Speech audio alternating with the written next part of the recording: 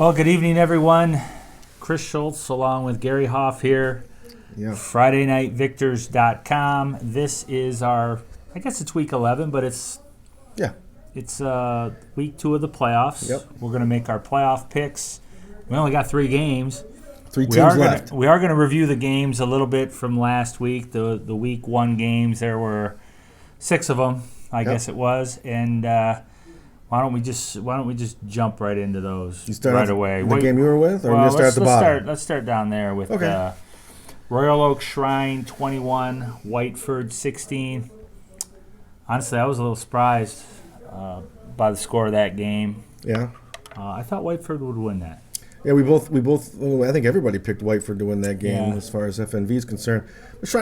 We knew Shrine was a quality team, and they got a good young quarterback, and they jumped out on Whiteford early, and Whiteford tried to claw their way back into it, but they ended up going down 21-16. I think it's probably a successful year. Maybe not by their standards, however, by how young they were. Yeah, young team, Whiteford. They'll be better next year, I believe, and it's the playoffs. They got down a little bit in the playoffs. It'll be nice to start fast, especially with a young team. But they showed some character, some heart.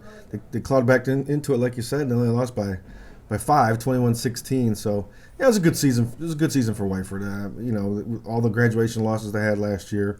Coach Mensing did a good job. Yeah, they'll only be better next year, I believe. I believe so. Another game was Dearborn Heights Robichaud 29, Dundee 28. Yeah. I believe the score was 22-8 6. at halftime, or 6 Maybe at halftime. 6. Yeah, so they were down big, and then the Vikings kind of got their way back into it. Yeah. Took a 28-22 lead midway through the fourth, and then Robichaud was able to put a drive together and score again. I know Dundee turned the ball over a little bit inside the Bulldogs' 20-yard line there a few times, and they come up a point short to, a team from the Western Wayne. Yeah. So of course, this game was being played the same time as all the rest of them Friday night, so I was calling the CC game, and that game was kind of over with. So I was paying I have to admit, I was paying more attention to this game and the Twitter updates and from Frank.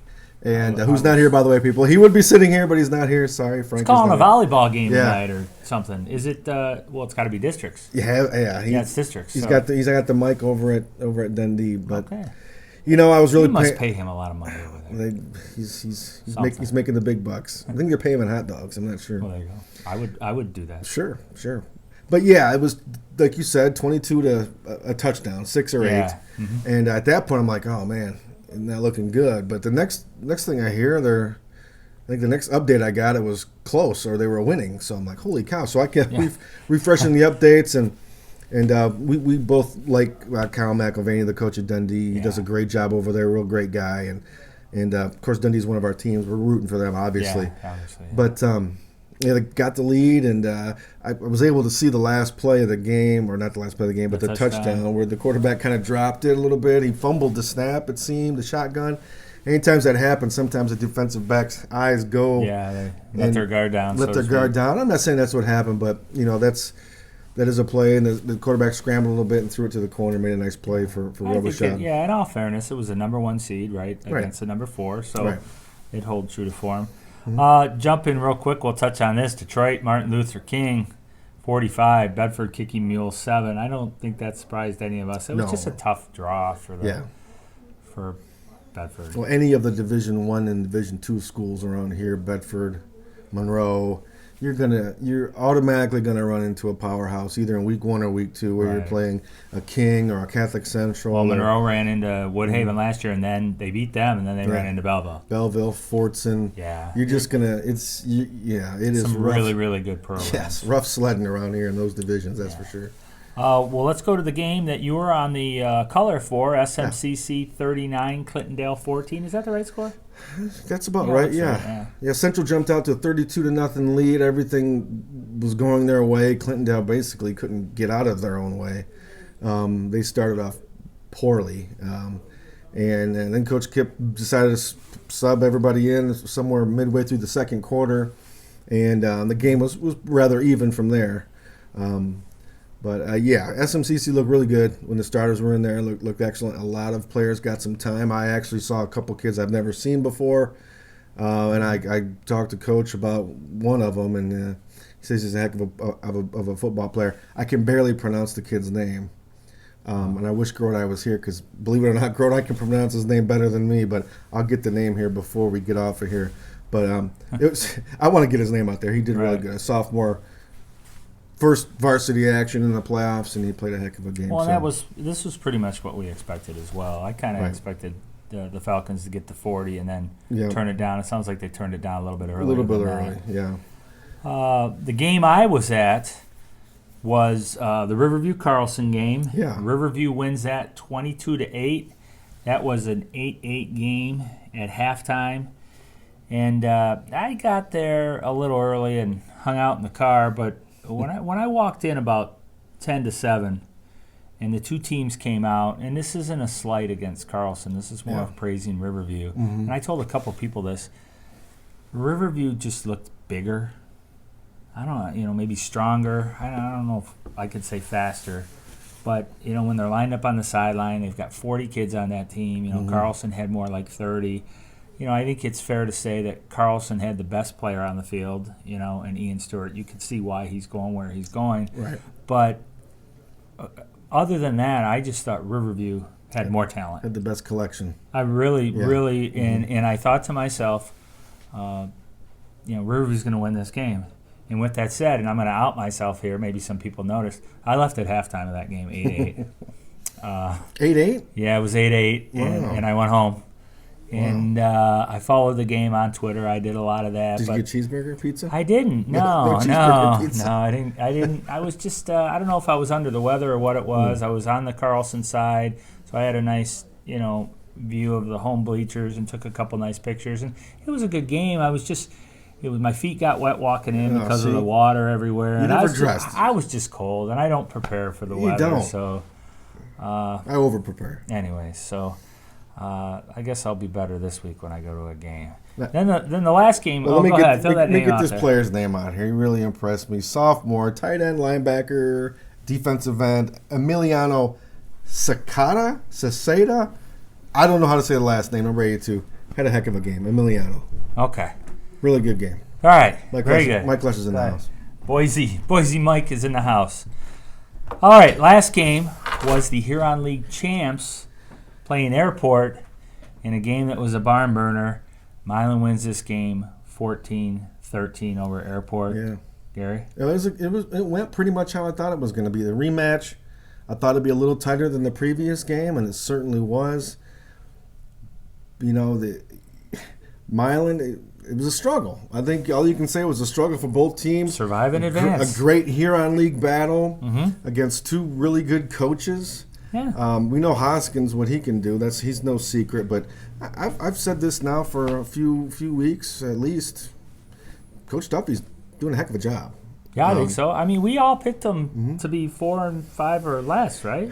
I don't know if I did or not. I can't remember. It was 4 or 5 or 5-4. Yeah, and I think they exceeded the expectations. Yeah. I mean, we probably should have known that because they had their lines back.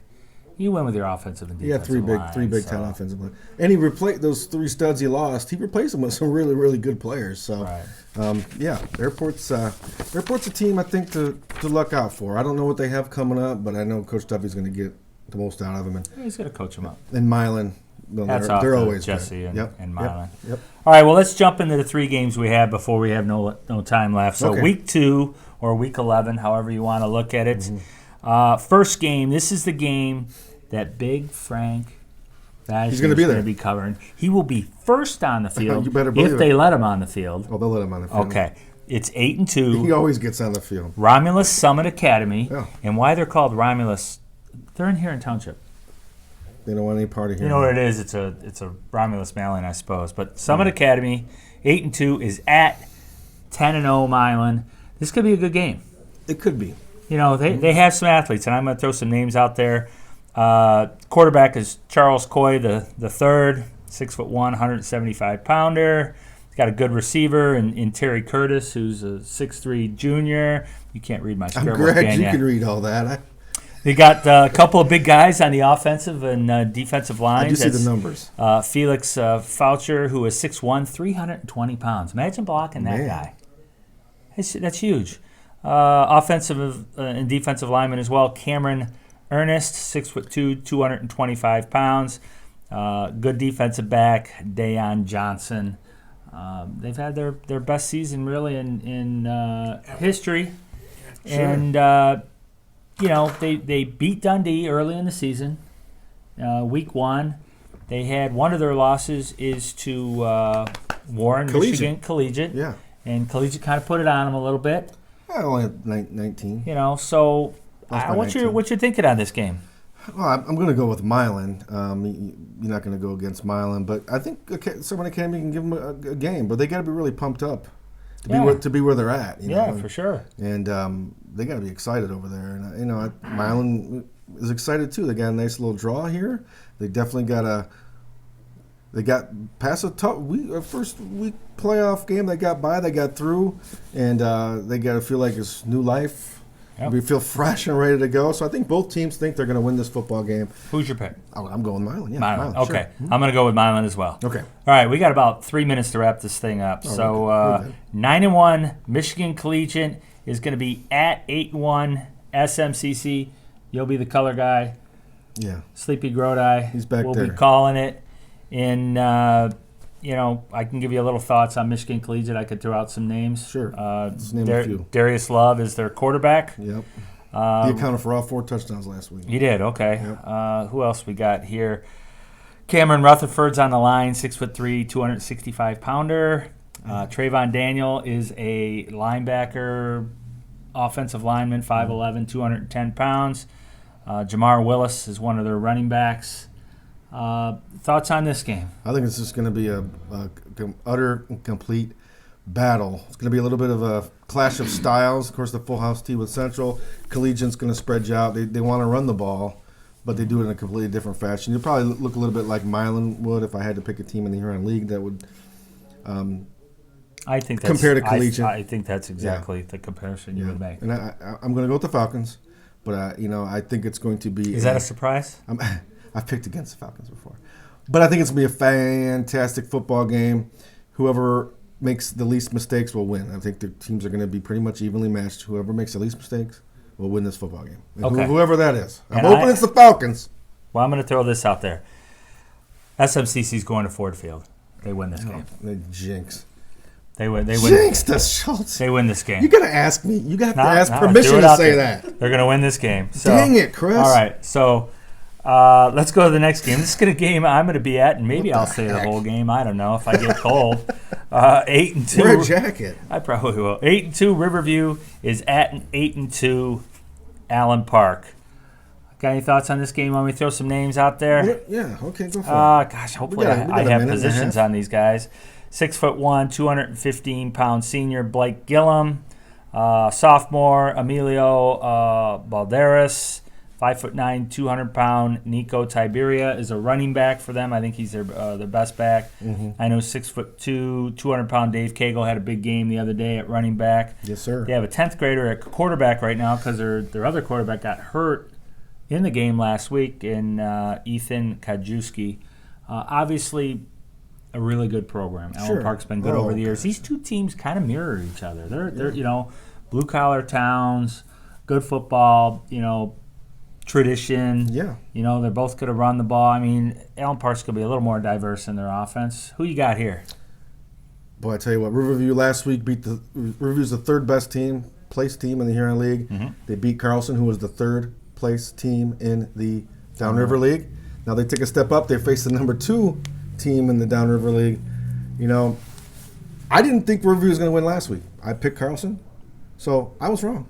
I'm sticking with Riverview. I'm sold. Okay. I'm going with Riverview. Very good. I'm gonna go with Riverview as well, and I think it'll be a close game. I think it's gonna be a barn burner. I'm gonna say 22-21 Riverview over Allen Park.